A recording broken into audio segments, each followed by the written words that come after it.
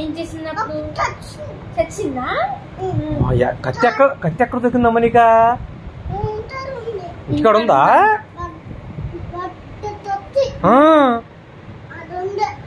Okay. అప్పుడు కోసేసావా?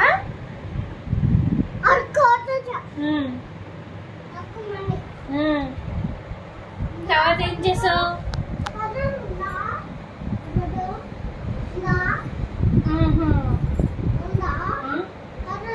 కళ్ళజోడు లేదు.